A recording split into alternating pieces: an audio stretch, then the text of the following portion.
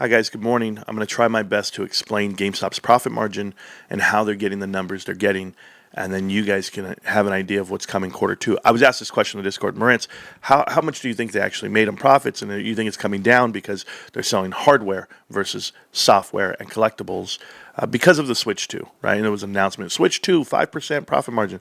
Nintendo went ahead and said, no, that's not true, but I'm just going to tell you guys the way it operates for GameStop. It's a history lesson for a lot of people, but let's go look at it really quick. So I've always talked about profit margin for GameStop because on the income statement itself, if you click on income statement, they've had mass improvements off of the profit margin. Right here, 34.5% just this last quarter. And yes, that's because of collectibles, right? They've changed the way they do business, and they found a way to sell a collectible, ship it to you and or not, and do everything right for less, right? I mean, they just have a different business model today, and it's transitioned. If you look at where they used to be on profit margin, okay, this is what you were dealing with at GameStop. Coming out of COVID, 26, 27, a lot of online orders, which is fine. But then you see this, 21, 25, 26, and then 16. What's hidden into that 16, what people have to remember about 2022, is one, you're in a recession that they didn't want to announce. Two, supply chain shortage issues. A lot of inventory was in the sea, and they couldn't get it to the ports. Ports were on strike. So you had to pay more to get your product to you. What happens in gross profit, mixed into there, is going to be the cost of goods sold, that's how it's derived from. You know, it's how much do these items cost, the COGS, the cost of revenue, versus how much you sell it for. In between, the middle ground, whatever's left, that's your gross profit margin. But transit comes into place, marketing and sales come into place. There's a lot of things that goes into place on this. It looks like what GameStop did to increase this number. One, Ryan Cohen. The magic of Ryan Cohen. Ryan Cohen went in and renegotiated every contract. There's a spoils allowance, there's a return allowance, and there's a clearance and markdown manufacturer markdown.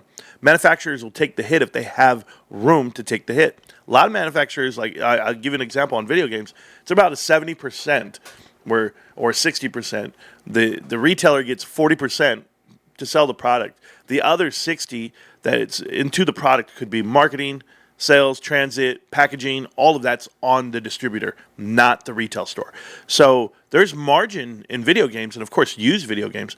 And then you think about the PSA graded cards, and you think about the partnerships, and also the services. I want to grade cards. I want to go ahead and do a pro membership. I want warranties. All of that helps out GameStop at the end. But this quarter two is very particular. And the reason why it's particular is because you're going to have a huge number on revenue at the top, and that's going to be because of the Switch 2. Switch 2 gets distributed, which Nintendo already announced that it's the best and the best release of all time of any console, and they're killing it. I want to saw Nintendo's numbers. They doubled their inventory, their revenue. I think they're up like 128% for the quarter. But I will tell you this: for this number to be 34.5%, that has everything to do with selling, collectibles, all that. Well, we annualized on that number. We're now comparing it to the 31.17 of last year. But last year, GameStop was not selling PSA graded cards online yet. They were just grading them. That online portion didn't open up until about October timeframe. So everything last year is just, hey, we're grading cards, right? Or we're selling the PSA graded cards, but we're not grading them yet. Grading is where the margins tick up, even though you sell, consoles, everything. But I'm going to tell you something, okay? I don't want you guys to get lost in the sauce. I want to explain something to you. This is how the foresight of GameStop is like. These guys are so far ahead. They're forward thinkers. Yes, I know they launched a Power Packs website, and it's going crazy, and people are recycling through that. And no one even knows the profit margin and or, what the main revenue is. It doesn't matter. Do you guys remember CandyCon controllers? And everybody was saying, like, GameStop's dumb. They're not going to survive off of CandyCon. Like, what is this? No, there's so many private label things that GameStop does that they were preparing for the Switch 2.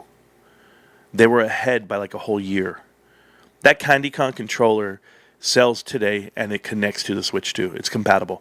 So, absolutely, people don't realize the profit margins you might have. Even in accessories alone, you might sell a console once.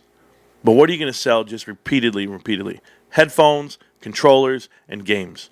And the margins are largely increased over just what you see now. So, yeah, quarter two might come in a little flat, maybe 31%, maybe 30%. Who knows? It might just be that number. But I will tell you this. it's going to trigger more profit margins moving forward, because now that we all got the console, now we have to buy everything with it. So get ready. Top line revenue growing. Yes, I know they said it wouldn't, but imagine having 1,000 less stores and your revenue is increased. That would be crazy, right? That just means more profit, more gains for the bottom line. There's more to the story, and you guys just have to see it for what it is, okay? Good luck. GameStop positioned themselves for this day. They have CandyCon controllers. They have stuffed animals that are in their name. They have private label everything. I don't care if it's memory cards and you name it. They were ready for the Switch too. And from the looks of it, they executed pretty good. I'm not even talking about PSA. I'm not even talking about grading cards and how they've increased that for PSA more than they ever have. People have gotten used to it. People know it, and they're using it.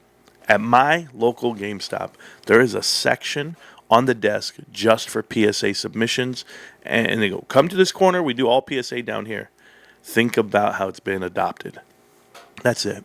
Enjoy it, guys. GameStop's going to go to the moon. I know. They don't believe me, and they never will, but it's okay. I'll be here tomorrow. Peace.